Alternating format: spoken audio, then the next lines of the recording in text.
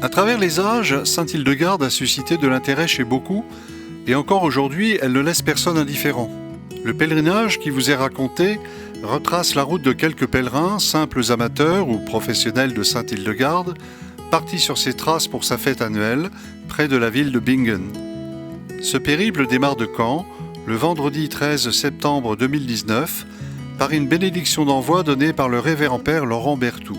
Durant tout le voyage, les pèlerins sont accompagnés et guidés par le révérend père Pascal Hegel de la communauté Saint-Jean, François Delbecq de l'association Étoile Notre-Dame, ainsi qu'Anne-Marie Profit, thérapeute hildegardienne et initiatrice du pèlerinage pour le diocèse de Bayeux.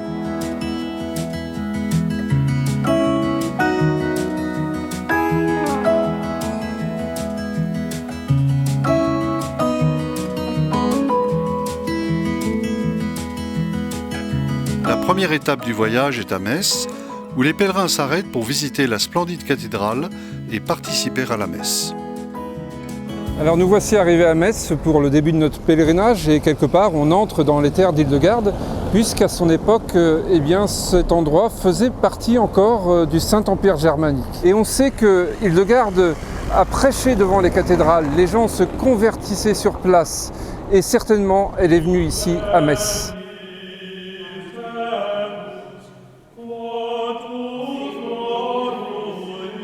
À l'époque de Sainte-Hildegarde, il n'y avait qu'une basilique ottonienne qui fut en quelque sorte une cathédrale primitive de style roman, construite peu avant l'avènement du gothique. La cathédrale de Metz se caractérise par son style très lumineux, grâce à un ensemble de vitraux impressionnants de 6500 mètres carrés, ce qui fait d'elle la plus grande verrière d'Europe. Si Hildegarde n'a pu encore connaître cette floraison architecturale lumineuse, elle fut en son temps une lumière annonciatrice de la réforme et du réveil de l'Église, comme en témoignent les prêches vigoureuses et célèbres qu'elle prononça à Trèves et à Cologne. Les maîtres et les prélats ont oublié la justice de Dieu. Ils dorment. Vos langues sont muettes. Vous n'aimez pas la sainte connaissance. C'est pourquoi, dans vos prédications, les lumières manquent au firmament de la justice de Dieu, comme si les étoiles n'éclairaient pas. Vous êtes la nuit qui exalte les ténèbres. Vous n'êtes pas un appui pour l'Église. Suite à la visite, les pèlerins repartent pour Peltre, accueillis par les Sœurs de la Providence. Après le dîner, ils assistent à une conférence de Marie-Anne Vanier sur une première approche des écrits visionnaires de Sainte-Hildegarde. Samedi matin, bien reposés, voilà les pèlerins qui repartent de bonne heure et de bonne humeur. Ils se dirigent vers la Rhénanie et sillonnent des routes vallonnées en direction de la vallée du Rhin. Le temps du voyage permet au père Pascal de faire une présentation des faits marquants de la vie d'Hildegarde de Bingen. Après quelques heures de route, ils arrivent à Rüdesheim am Rhein. Pas de doute, des paysages typiques les accueillent. D'un côté, le Rhin, de l'autre, les vignes qui produisent des vins très réputés. Située à l'ouest de l'Allemagne, Rüdesheim est une ville chargée d'histoire que surplombe le Niederwalkenmall, un monument à la gloire de l'unification de l'Allemagne, érigé au temps de Bismarck. Pour bien rentrer dans le vif de la vie d'Hildegarde, Sœur Gisela accueille les pèlerins pour la visite de l'abbaye contemporaine de Sainte-Hildegarde, puis, après une descente pédestre à travers les vignes, voilà la première occasion de vénérer les reliques d'Hildegarde à l'église paroissiale d'Eibingen, où est exposée la châsse de la Sainte.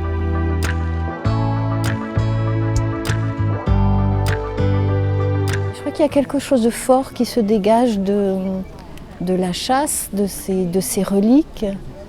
Et c'est important d'avoir des moments où on peut être seul à seul avec elle. Puis je crois aussi que c'est beau de vivre ce retour sur les lieux de la vie de Sainte-Hildegarde en communauté, à plusieurs personnes, parce que dans le message de Sainte-Hildegarde, il y a quelque chose qui me touche beaucoup dans la vie communautaire, dans la vie fraternelle. Et c'est pas seulement ma relation intime avec Jésus, avec le Christ, avec l'Esprit Saint, ce que j'en vois, ce que j'en perçois, mais ça se traduit dans une vie fraternelle. Et c'est ensemble qu'elles cheminent, c'est ensemble qu'elles vivent la joie des épouses du Christ. Et ça, je crois qu'on l'a vécu en vivant quelque chose de commun.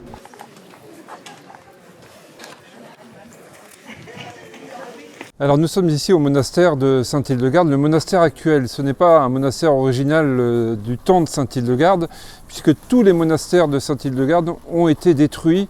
Le premier, le Rupersberg, pendant des guerres, et le second, qui était un peu plus bas, dans la vallée du Rhin, par les armées de Napoléon. Ce monastère a été reconstruit au début du XXe siècle, essentiellement par des sœurs venues de Tchécoslovaquie qui ont bénéficié d'un don, un très important don, qui a permis la reconstruction d'un monastère où les moniales vivent selon la règle bénédictine, comme du temps d'Hildegarde, et chantent leurs offices en grégorien.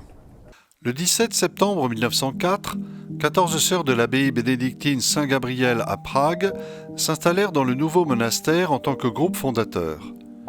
Le monastère a été construit à flanc de coteau avec des pierres de grès extraites d'une carrière située au-dessus de l'abbaye. Les sœurs perpétuent la règle de Saint Benoît que sainte Hildegarde elle-même a commentée, y ajoutant des éléments surprenants pour son époque, comme le fait de parer ses religieuses de bijoux pour les grandes fêtes liturgiques. Dans la vie de sainte Hildegarde, il est dit qu'il y avait un amour intense entre l'abbesse et ses sœurs, comme un signe de la volonté de vivre pleinement les vertus qu'enseigne la règle de saint Benoît, dont voici quelques extraits. Nous voulons organiser une école pour apprendre à servir le Seigneur. Nous n'imposerons rien de dur, rien de pénible. Il y aura peut-être des choses un peu difficiles.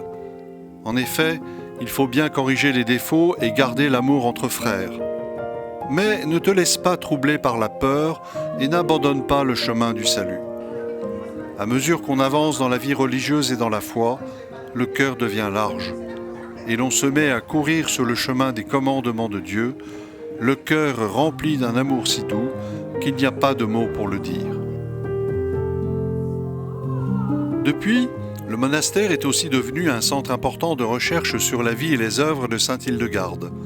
En outre, les sœurs commercialisent un excellent vin de cépage Riesling issu des vignes jouxtant l'abbaye. Sainte Hildegarde connaissait bien ces vins, qu'elle a recommandés avec modération pour servir à table en y ajoutant un petit filet d'eau, ce qu'elle appelait « humaniser le vin ». Il y a un remède tout simple qu'Hildegarde nous propose contre les émotions fortes, contre les mauvaises nouvelles qui nous arrivent, pour qu'elles ne fassent pas de dégâts sur notre organisme. Elle nous propose tout simplement le vin trempé. Et on fait chauffer du vin, un peu de vin rouge dans une casserole tout simplement. Et on éteint quand il est chaud et on ajoute un peu d'eau. Et on boit cette mixture, je dirais, ce vin trempé avec de l'eau, par petites gorgées pour que les effets négatifs de la contrariété, du stress, n'agissent pas sur notre organisme. Et puis il y a des choses un petit peu plus compliquées, ce sont des élixirs, donc des préparations à base de vin, à base de miel et à base de plantes. Et nous avons très connu l'élixir de persil. C'est un excellent remède pour le cœur. Donc l'élixir de persil est un régulateur de la tension essentiellement. Soit on le fait soi-même, soit on l'achète tout préfet et on en prend un grand verre à liqueur, on va dire, après les repas 3 fois par jour.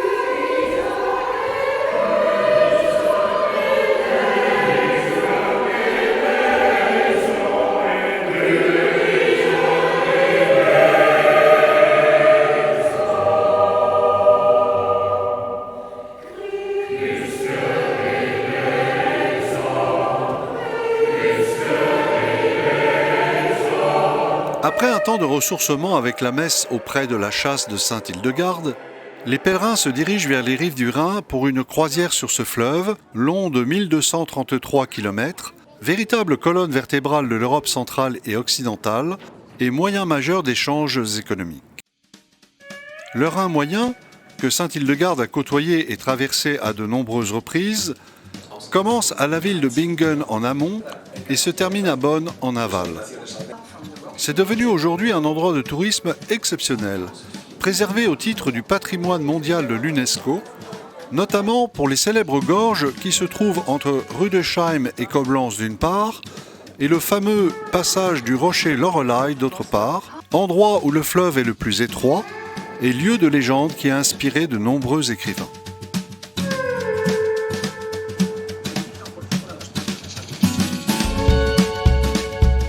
C'est un vrai plaisir, par ce beau temps d'automne, d'été indien, de pouvoir être sur le Rhin. C'est au travers de sa musique que j'ai d'abord découvert Hildegard von Bingen.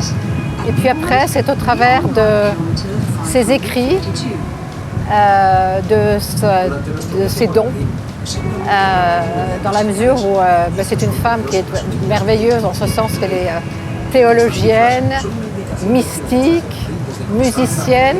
J'ai eu la chance récemment, nous avons donné un concert avec des compositrices femmes et la première qui a été honorée, ça a été Hildegard von Bingen.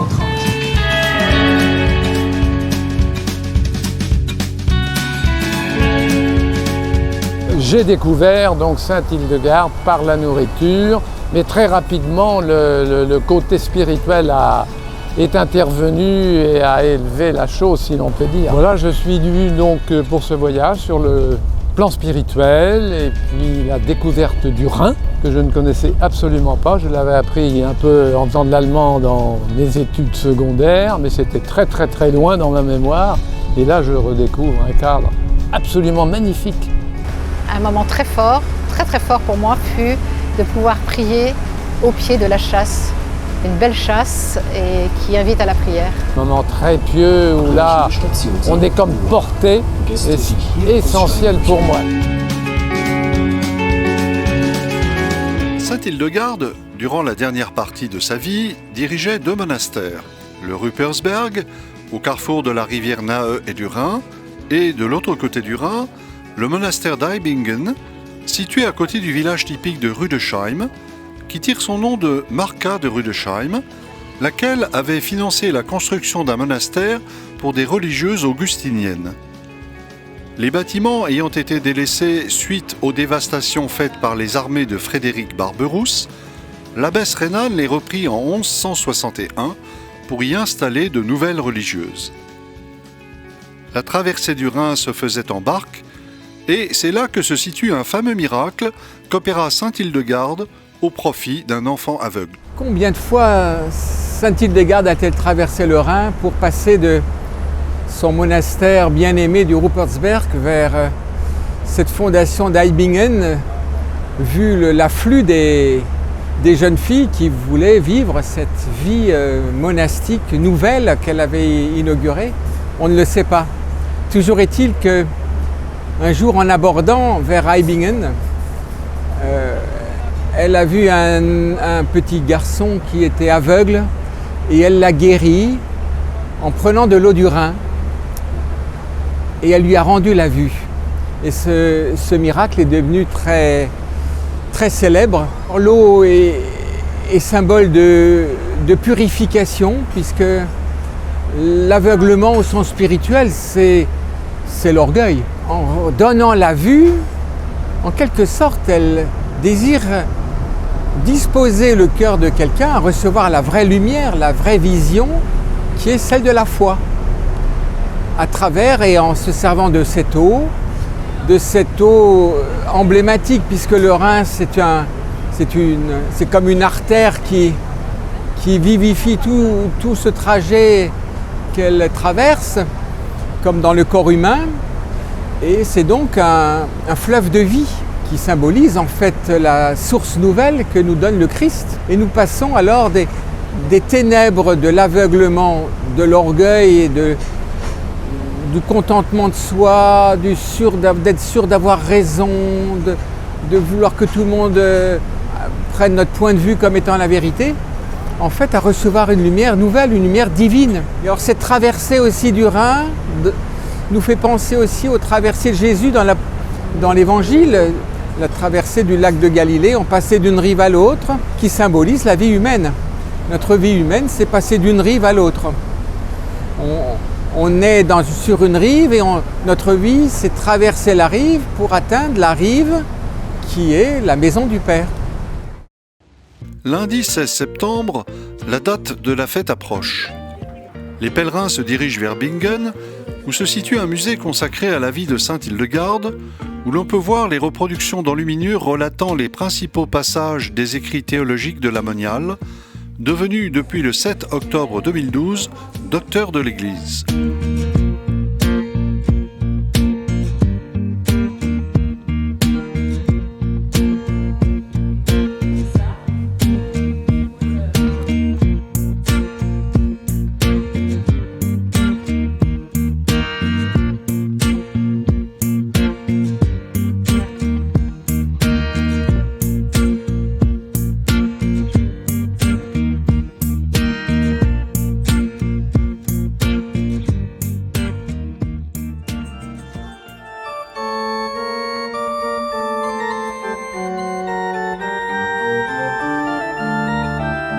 Après la messe à la basilique Saint-Martin, un déjeuner hildegardien et une brève halte à la chapelle Saint-Roch, le bus prend la route des ruines du Disibodenberg, situé à une quarantaine de kilomètres de Bingen. Ici se trouve peut-être l'un des plus vieux vignobles d'Allemagne, mais surtout, nous sommes au pied du mont Saint-Disibo.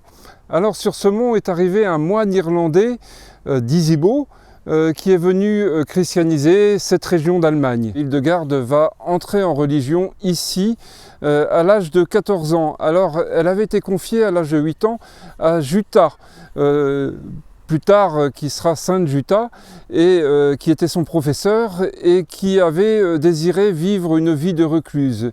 Et elle était venue ici au mont Saint-Disibo pour mener cette vie. Alors ce lieu maintenant est un lieu de ruine, mais c'est intéressant pour nous parce que Hildegarde a quand même passé presque 40 ans de sa vie dans ce lieu de nature, au pied d'un monastère imposant, puisque c'était un des plus grands monastères d'Allemagne, 20 000 mètres carrés environ. Et ça serait intéressant d'essayer de comprendre ce qu'elle a pu vivre ici dans ce lieu.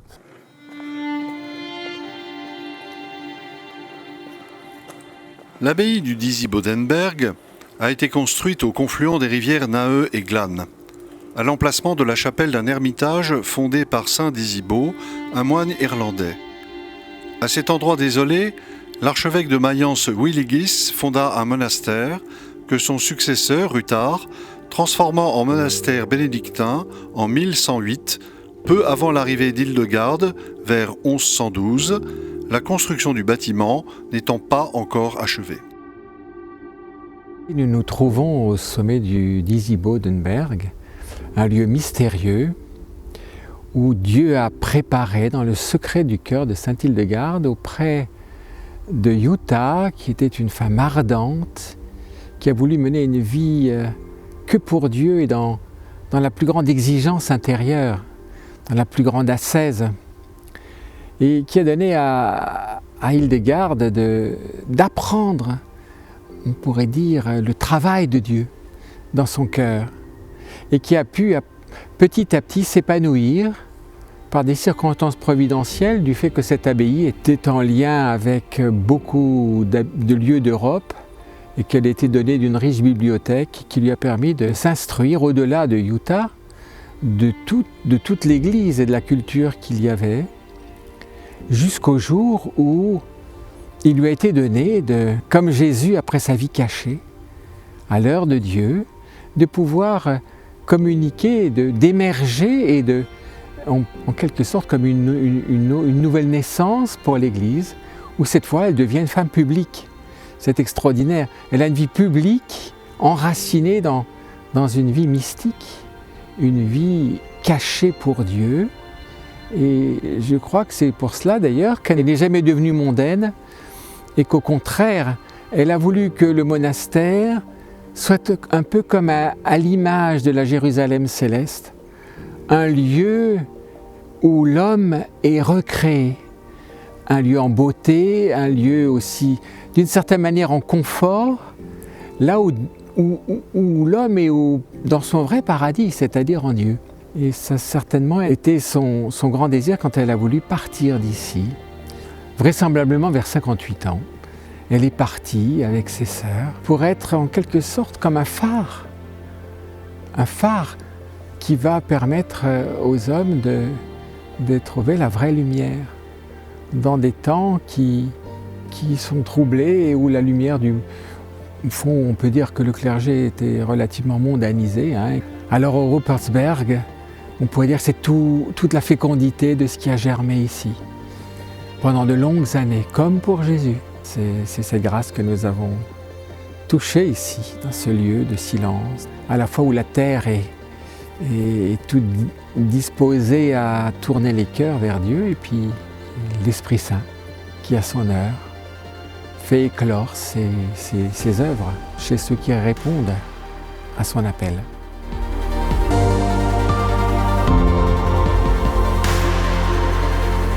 L'abbaye a été fermée après la réforme luthérienne et a servi de carrière au XIXe siècle, devenant cette ruine romantique que l'on peut voir encore aujourd'hui.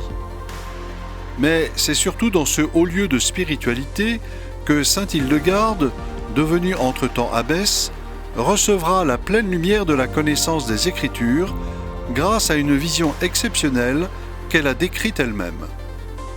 Alors que j'avais 42 ans et 7 mois, une lumière de feu d'une extrême brillance, venant du ciel ouvert, fondit sur mon cerveau tout entier, et tout mon corps, et toute ma poitrine, comme une flamme qui cependant ne brûlait pas, mais qui par sa chaleur enflammait de la façon que le soleil chauffe ce sur quoi il darde ses rayons. J'avais ressenti la force des mystères, des secrets et des visions depuis mon jeune âge, c'est-à-dire depuis le temps où j'avais environ 5 ans, jusqu'à présent, de façon admirable. J'avais gardé dans un tranquille silence tout ce temps, jusqu'à ce moment où Dieu voulut me manifester cela par sa grâce. Voici le grand jour de la fête majeure de sainte Hildegarde, célébrée le jour de sa mort en 1179. Ce 17 septembre, un miracle incroyable se produisit. Une grande croix lumineuse apparut dans le ciel, aperçue par les religieuses qui la veillaient. Cela n'a cependant pas suffi à valider son dossier de canonisation et sainte Hildegarde a dû patienter 8 siècles avant que le pape Benoît XVI ne décide de le rouvrir. La piété populaire n'avait pas attendu et, très vite, les miracles abondèrent sur sa tombe. C'est ainsi que, grâce à la ferveur populaire, Hildegarde fut inscrite au martyrologe romain dès la fin du XVIe siècle. Dans cet élan, se développèrent le pèlerinage et la procession des reliques le jour de sa fête, une fête populaire et religieuse, sur fond de magnifiques chorals allemands et d'une liturgie reprenant les passages essentiels des visions d'Hildegarde.